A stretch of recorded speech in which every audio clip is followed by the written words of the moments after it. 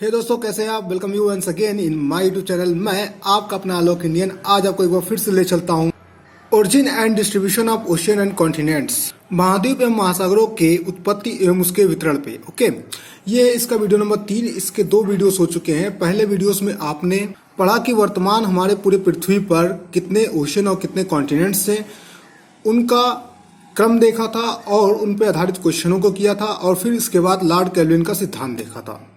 दूसरे वीडियो में आपने देखा था टेट्राहेड्रल हाइपोथेसिस ऑफ लेथिन ग्रीन का चतुष्फलकीय सिद्धांत, और आज के इस वीडियो में आप देखेंगे continental drift theory of F B Taylor का महाद्वीपीय विस्थापन सिद्धांत। ओके, तो प्लीज दोस्तों, अगर आपने मेरे पिछले वीडियोस को नहीं देखा है तो हम डिस्क्रिप्शन में लिंक प्रोवाइड करेंगे, उसके माध्यम से आप उस वीडियो को देख लीजिए, ताकि ये जो कहानी चल रहा है महाद्वीप और महासागरों की उत्पत्ति और उसके वितरण का, ठीक है, वो पूरी तरह से आपका लिंक हो जाए, जुड़ जाए, और आपको याद करना पड़े, ना कि रटना पड़े। ठीक है, तो अभी तक का जितना भी आपने हाइपोथेसिस, जितनी परिकल्पना देखी है, उसमें महाद्वीपों को नॉन मूविंग माना गया, मतलब कि वो मूव नहीं कर रहे हैं, मोबिलाइज नहीं है। ठीक है, मतलब उनका विस्थापन नहीं हो रहा है। लेकिन अब जो आप हाइपोथेसिस या आप जो थ्योरी, आप जो परिकल्पना या सिद्धांत देखने वाले हैं, उनमें महाद्वीप और महासागरों का क्या होगा, विस्थापन होगा। ओके, तो विस्थापन का सबसे पहले आइडिया जो है वो दिया गया एंटोनियो स्नाइडर द्वारा। ठीक है, जो कि एक फ्रेंच ज्योग्राफर थे, मतलब फ्रांस के भूगोलज्ञ थे। ओके, एक्चुअल में ये एक राइटर भी थे, एक लेखक भी थे। तो एक बार ये कहाँ जाते हैं, नॉर्थ अमेरिका में जाते हैं, और नॉर्थ अमेरिका में जब जाते हैं तो सर्वेक्षण करते हैं वहाँ के कोयलों का, फॉसिल्स का या जीवाश्मों का। ओके, और फिर वो लौट करके यूरोप आते हैं, वहाँ पर भी वो जो कोयलों का सर्वेक्षण या उनके जीवाश्मों का एनालिसिस करते हैं, तो क्या पाते हैं कि दोनों सेम एज के हैं। ठीक है, तो इन्होंने अपने बुक में ये आइडिया दिया कि जो हमारा यूरोप है और हमारा नॉर्थ अमेरिका है, कभी एक साथ हुआ करते थे। ठीक है, और इन्होंने इसी पर अपने बुक में लिखा कि मे भी हो सकता है, संभवतः पॉसिबली, ठीक है, कि जो हमारा नॉर्थ अमेरिका यूरोप है वो कभी एक साथ हुआ करते थे, और ड्रिफ्ट होने के बाद हमारा नॉर्थ अमेरिका दूर चला गया। Okay, it means that Antonio Snyder ने सबसे पहले 1858 में ये अपना आइडिया रखें, अपना विचार रखें, ठीक है, कि जो कॉन्टिनेंट्स है, जो महाद्वीप है, वो ड्रिफ्ट हुए हैं, विस्थापित हुए हैं। ओके, इसके बाद जो कॉन्टिनेंटल ड्रिफ्ट थ्योरी होता है, एफ बी टेलर का आता है। ठीक है, ये जो महाद्वीपीय विस्थापन सिद्धांत है, एफ बी टेलर द्वारा 1908 में दिया गया, लेकिन ये प्रकाशित कब हुआ, 1910 में, 1910 में। ठीक है, एफ बी टेलर का मेन एम क्या था, मतलब मुख्य उद्देश्य क्या था, वो एक्सप्लेन करना चाहते थे कि जो तृतीय कल्प के नवीन मोड़दार पर्वत है, मतलब कि जो टर्सरी पीरियड के यंग फॉल माउंटेन्स हैं, उनकी उत्पत्ति कैसे हुई है, वो इसी को मुख्य रूप से अपने सिद्धांत के माध्यम से बताना चाहते थे। ठीक है, तो इन्होंने क्या ऑब्जर्वेशन किया, इन्होंने 2 प्रकार का ऑब्जर्वेशन किया। एक, कुछ नवीन मोड़दार पर्वत, ठीक है, मतलब यंग फॉल माउंटेन जो होते हैं, जिनका एक्सटेंशन, जिनका विस्तार क्या होता है, नॉर्थ टू साउथ होता है, मतलब उत्तर से दक्षिण की होता है, जैसे रॉकी और एंडीज हो गए। ठीक है, और कुछ पर्वत ऐसे हैं जिनका विस्तार जो होता है वो वेस्ट टू ईस्ट होता है, मतलब पश्चिम से पूरब की ओर होता है, जैसे अल्प्स हो गया, जो कहाँ पे स्थित है, यूरोप में। हिमालय हमारे इंडियन में, ठीक है, काकेशस ये भी हमारा यूरोप में है। ठीक है, तो इन्होंने 2 ऑब्जर्वेशन किए हैं कि कुछ पर्वत जो होते हैं वो उनका एक्सटेंशन, उनका विस्तार जो होता है उत्तर से दक्षिण होता है, और किसी पर्वतों का विस्तार जो होता है वो कहाँ, पश्चिम से पूरब होता है। अब इसी आधार पर ये जो होंगे अपने सिद्धांत में, ठीक है, 2 प्रकार का मोशन मानेंगे। एक हमारा इक्वेटोरियल मोशन मानेंगे, और एक जो होगा हमारा वेस्टवर्ड मोशन मानेंगे, मतलब कि एक भूमध्य रेखी गति मानेंगे, और दूसरा जो होगा वो किधर गति मानेंगे, पश्चिम की ओर। ठीक है, तो अभी इनके सिद्धांत में हम देखेंगे कि कैसे इन्होंने अपने ऑब्जर्वेशन के थ्रू अपने सिद्धांतों का प्रतिपादन किया। तो इनका जो मुख्य एम था, मेन उद्देश्य था, ठीक है, वो कौन सा था, कि जो तृतीय कल्प के नवीन मोड़दार पर्वत हैं उनकी उत्पत्ति कैसे हुई है। बट इसके साथ साथ इनका एक और उद्देश्य था कि महाद्वीप और महासागरों की उत्पत्ति और उनका वर्तमान समय में कैसा वितरण है, इसको भी ये परिभाषित करना चाहते थे अपने सिद्धांत के माध्यम से। ठीक है, तो आपको जो आंसर राइटिंग करना है वो कितने वर्ड का है, उसी हिसाब से आप अपने मैटर को क्या करेंगे, आगे पीछे कर सकते हैं। ठीक है, यह भी टेलर के अकॉर्डिंग क्या था, पहले हम जानेंगे कि कैसे इन्होंने महासागर और महाद्वीपों की उत्पत्ति को वर्णन किया। ठीक है, तो इन्होंने माना कि जो हमारा पृथ्वी था वो इनिशियली इतना तेजी से रोटेट कर रहा था कि जिसके परिणाम स्वरूप जो होता है हमारे इक्वेटोरियल मतलब भूमध्य रेखी में, ठीक है, भूमध्य रेखी क्षेत्र में क्या होता है, क्योंकि जैसे पृथ्वी अगर मूव कर रहा है खूब तेजी से तो इसके इस वाले पोर्शन में क्या होगा कि सेंट्रीफ्यूगल फोर्स होता है। अब केंद्रीय बल जो होता है यहाँ पे बहुत ही ज्यादा एक्ट करेगा, बहुत ज्यादा लगेगा। ठीक है, अब केंद्रीय बल यहाँ पे डोमिनेट हो जाएगा। ओके, तो इन्होंने माना कि जो प्रारंभ में या इनिशियली या ओरिजिनली हमारा पृथ्वी जो है बहुत तेज गति से रोटेट कर रहा था, जिसकी वजह से भूमध्य रेखीय क्षेत्र में इक्वेटोरियल रीजन में सेंट्रीफ्यूगल फोर्स अब केंद्रीय बल बहुत ही तेजी से कार्य कर रहा था। ठीक है, जिसके परिणाम स्वरूप क्या होता है कि हमारे पृथ्वी के, ठीक है, हमारे पृथ्वी के भूमध्य रेखीय भाग से, ठीक है, एक बहुत ही बड़ा हिस्सा जो होता है टूटकर अलग हो जाता है। ठीक है, तो ये जो क्षेत्र होता है उसे भूमध्य रेखा कहते हैं, मतलब जो पृथ्वी का हमारा मिड है, ठीक है, उसे भूमध्य रेखा कहते हैं। तो इसके एकदम मिड वाले पोर्शन से एक बड़ा हिस्सा जो टूटकर अलग हो जाता है और वो हमारे चंद्रमा का निर्माण करता है।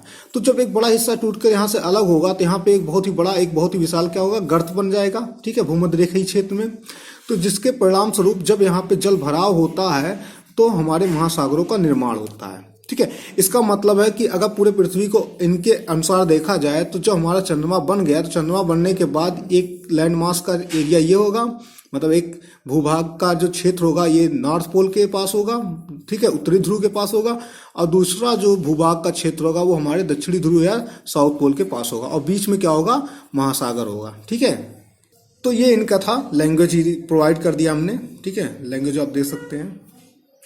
तो इन्होंने कुछ इस प्रकार से माना कि हमारे जो महाद्वीप और महासागरों की उत्पत्ति हुई। ठीक है, तो इन्होंने कहा कि जो लैंडमास या जो भूभाग हमारा उत्तरी ध्रुव के पास था, ठीक है, वो उसका नाम इन्होंने लारेशिया रखा, और जो दक्षिणी ध्रुव या साउथ पोल के पास जो लैंडमास था उसका नाम गोंडवाना लैंड इन्होंने रखा। ठीक है, अगर आपका जैसे वर्ड लिमिट अधिक है आंसर राइटिंग का तो आप इन सभी चीजों का जिक्र करेंगे कि इन्होंने किस प्रकार से महासागर और महाद्वीपों मतलब कॉन्टिनेंट्स और ओशियन की उत्पत्ति मतलब ओरिजिनेशन को इन्होंने डिफाइन किया, तभी आप डिफाइन कीजिएगा, नहीं तो आपका जो आंसर राइटिंग होगा वो कहाँ से शुरू होगा, ड्यूरिंग क्रेटेशियस पीरियड, मतलब कि अकॉर्डिंग टू टेलर के अनुसार during Cretaceous period there were two land masses. अब आपको सीधे मान लेना क्रेटेशियस पीरियड के दौरान दो लैंड मास हुआ करता था, लारेशिया और गोंडवाना लैंड, और इनके बीच में एक महासागर, एक विशाल महासागर हुआ करता था। ठीक है, आप अपने आंसर राइटिंग के हिसाब से ही रखेंगे। ठीक है, तो जो लारेशिया था लोकेटेड नियर नॉर्थ पोल, मतलब लारेशिया जो था कहाँ पे स्थित था,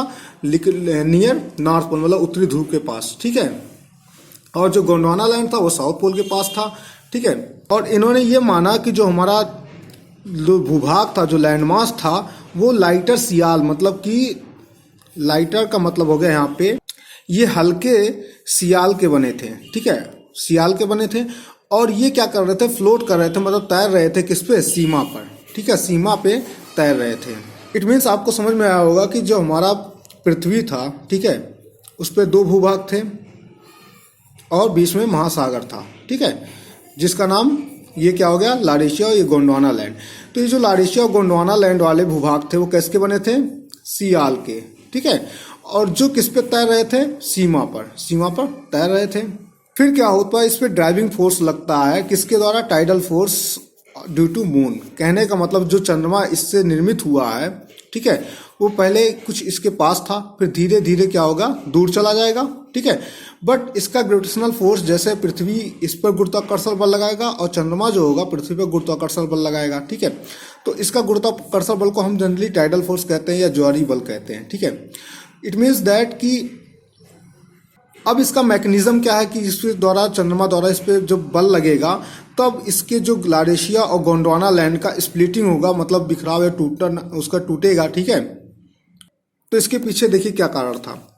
जैसे हमारा अर्थ है तो अर्थ रोटेट करता है, अर्थ घूर्णन करता, घूर्णन का मतलब होता है अपने ही एक्सिस पर, अपने ही अक्ष पर क्या करना, रोटेट करना, मतलब ऐसे कुछ मूव करना। ठीक है, तो हमारा जो पृथ्वी होता है ना वो एंटी क्लॉकवाइज रोटेट करता है। कहने का मतलब है कि हमारा पश्चिम से पूरब की ओर मूव करता है। ठीक है, अगर ये पश्चिम है और ये पूरब है, ठीक है, तो ये पश्चिम से पूरब की ओर ऐसे मूव कर रहा है।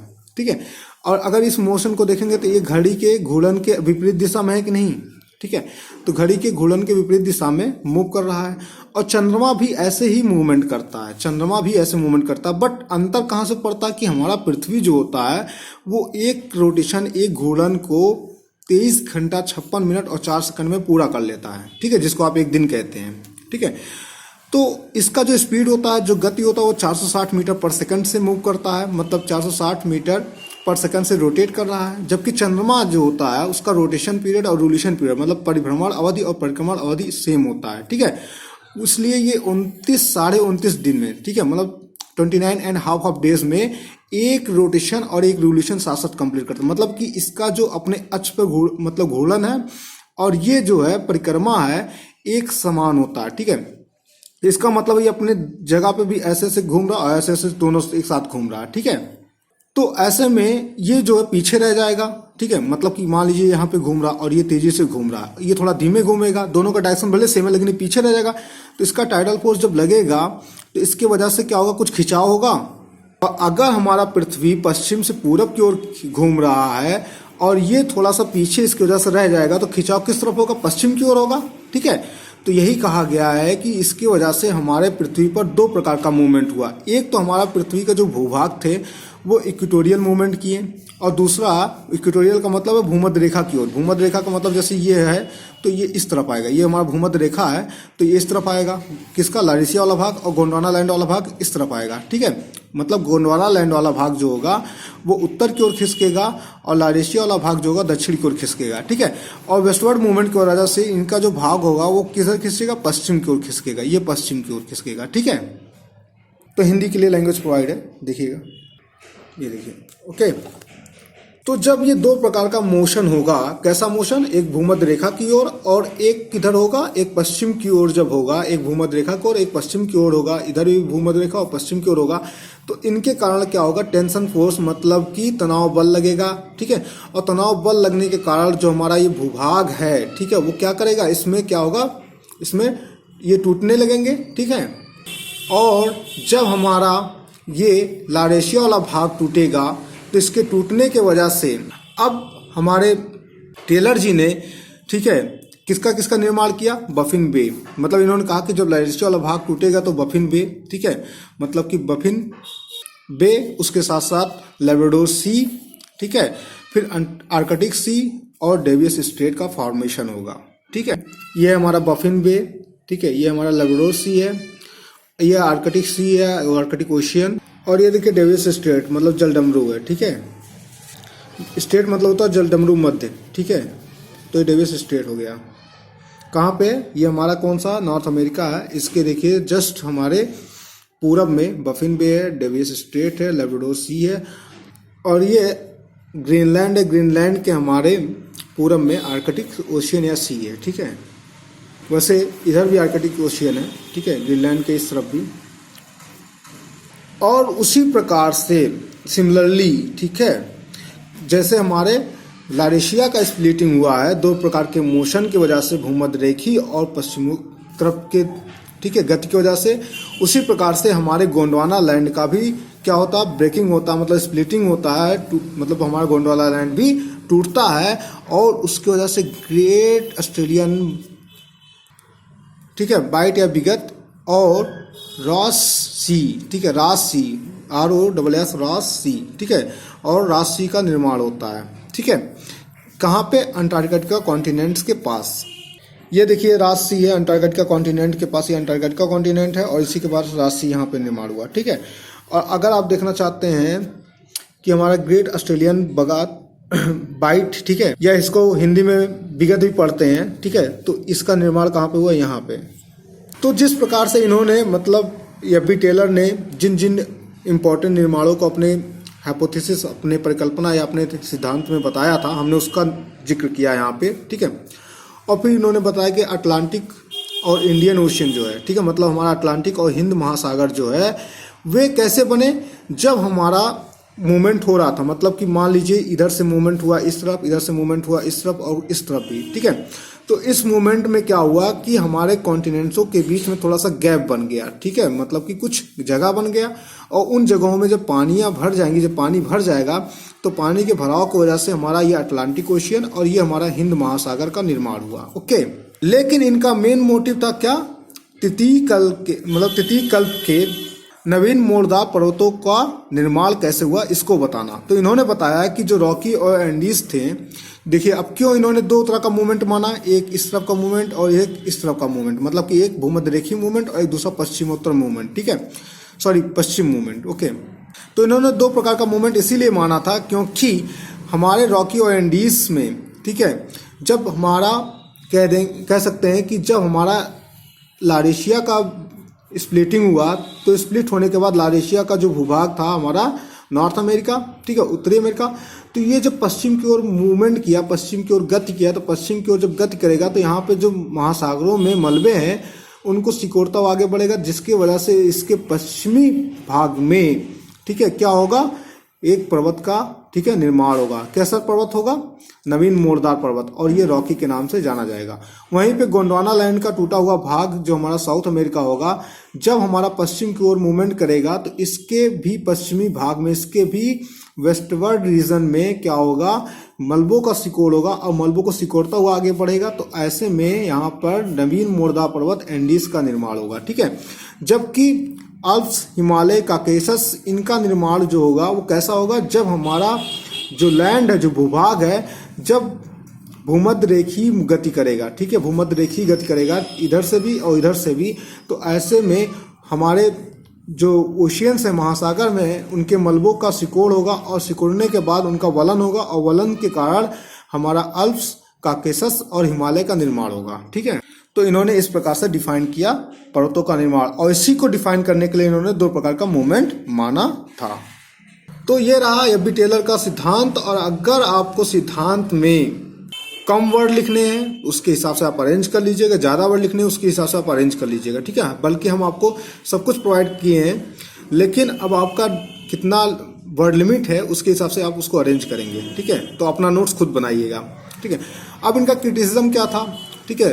तो टेलर ने कहा कि जो टेलर का जो ड्रिफ्टेड कॉन्टिनेंट था, मतलब कि टेलर का जो विस्थापित महाद्वीपीय विस्थापन था, उसमें ये माना गया कि माउंटेन का फॉर्मेशन जो हुआ है वो महाद्वीपों के हजारों या सैकड़ों हजारों किलोमीटर, ठीक है, गति के बाद हुआ है, ठीक है, या उसके विस्थापन के बाद हुआ है।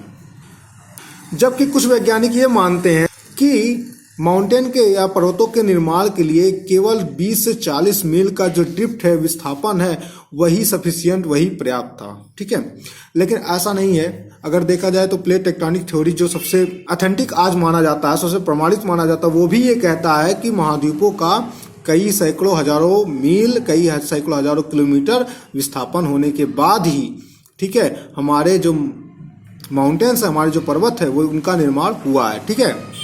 और क्रिटिसिज्म क्या है कि this theory do not explain the mountain form before tertiary period, मतलब ये सिद्धांत तृतीय कल्प से पूर्व निर्मित पर्वतों का व्याख्या नहीं करता है। बिल्कुल सही है, ये तृतीय कल्प के पूर्व बने माउंटेन्स का, पर्वतों का व्याख्या तो भले ही नहीं करता है, लेकिन एफ.बी. टेलर ने पहले ही कह दिया था कि हमारे जो थ्योरी, हमारा जो सिद्धांत, उसका मेन मोटिव यही है कि हम डिफाइन करना चाहते हैं कि किस प्रकार से नवीन मोड़दार पर्वत का फॉर्मेशन हुआ जो तृतीय कल्प के हैं, ठीक है, टर्सरी पीरियड के हैं। तीसरा ये हो जाता है कि जो टाइडल फोर्स है ड्यू टू मून, अगर मून के द्वारा लगाया गया जो टाइडल फोर्स है वो इतना सफिशियंट था, इतना पर्याप्त था कि जो हमारे लैंड मासेस में, जो हमारे भूभागों में स्प्लिटिंग कर सके, मतलब कि उनका विखंडन कर सके, उनको तोड़ सके, तो ऐसे, और उनका ड्रिफ्टिंग कर सके और उनको विस्थापित कर सके। अगर इतना पर्याप्त था हमारे मून द्वारा, चंद्रमा द्वारा लगाए जाने वाला ज्वारीय बल, तो ऐसे में हमारा जो अर्थ रोटेशन है, जो अर्थ रोटेट कर रहा है, ठीक है, वो एक साल के अंदर ही स्टॉप हो जाएगा। मतलब कि अगर इतना स्ट्रांग है, अगर वो इतना ताकतवर है कि भूभागों को ड्रिफ्ट कर सके, विस्थापित कर सके और उनका स्प्लिटिंग कर सके, उनको तोड़ सके, तो ऐसे में हमारा पृथ्वी को जरूर ही, जो पृथ्वी हमारा रोटेट कर रहा है अपने अक्ष पर, अपने एक्सिस पर, उसको तो एक साल के अंदर ही रोक सकता है, ठीक है। तो ऐसे ही कुछ इंपॉर्टेंट क्रिटिसिज्म थे, ठीक है, एफ.बी. टेलर के हाइपोथेसिस के, एफ.बी. टेलर के थ्योरी के, लेकिन फिर भी इन सब के बावजूद भी in spite of this criticism the continental drift theory of F B. Taylor provided the base of continental drift and plate tectonic theory. ठीक है, मतलब इन आलोचनाओं या कमियों के बाद भी एफ.बी. टेलर का जो महाद्वीपीय विस्थापन सिद्धांत था वो महाद्वीपीय विस्थापन और प्लेट विवर्तनिकी को एक आधार प्रदान करता है, इसलिए ये इंपॉर्टेंट है। ठीक है, और साथ ही साथ भले ही ये टेलर मतलब कि जो टेलर का महाद्वीपीय विस्थापन सिद्धांत था, भले ही जियोसिंक्लाइन भूसंरचना के बारे में कोई व्याख्या नहीं प्रदान करता है, लेकिन ये भी मानता है कि जो हमारे महासागर थे उनमें जो मलबों का जमा हुआ था उन्हीं के सिकोड़ की वजह से नवीन मोरदा पर्वत बने हैं। तो ये उस हाइपोथेसिस को या मतलब कि कोबर के भूसंरचना सिद्धांत को भी ये इसका व्याख्या करता है। ठीक है, तो ये था पूरा एफ.बी. टेलर का महाद्वीपीय विस्थापन सिद्धांत या continental drift theory of F B. Taylor. ठीक है, नेक्स्ट मिलेंगे आपसे हम continental drift theory of Alfred Wegener का महाद्वीपीय विस्थापन सिद्धांत, जो बहुत ही इंपॉर्टेंट होने वाला है as a GS point of view, as a subject point of view. ठीक है, दोनों के पॉइंट ऑफ व्यू से, और आपके यूजी के सिलेबस के लिए तो बहुत ही इंपॉर्टेंट है। ठीक है, और यूजीसी नेट वोट में भी ये काम आएगा। तो प्लीज हमारा नेक्स्ट वीडियो जरूर देखिएगा, वेगनर का महाद्वीपीय विस्थापन सिद्धांत, continental drift theory of Alfred Wegener. Okay, हमारे वीडियो से रिलेटेड कोई भी प्रॉब्लम हो, कोई क्वेश्चन हो, तो आप जरूर हमारे वीडियो मतलब कमेंट बॉक्स में कमेंट करके पूछिएगा और हमको बताइएगा हमारा वीडियो आपको कैसा लगा। Okay, support me, please like share and subscribe. Thank you for watching, meet you again, bye.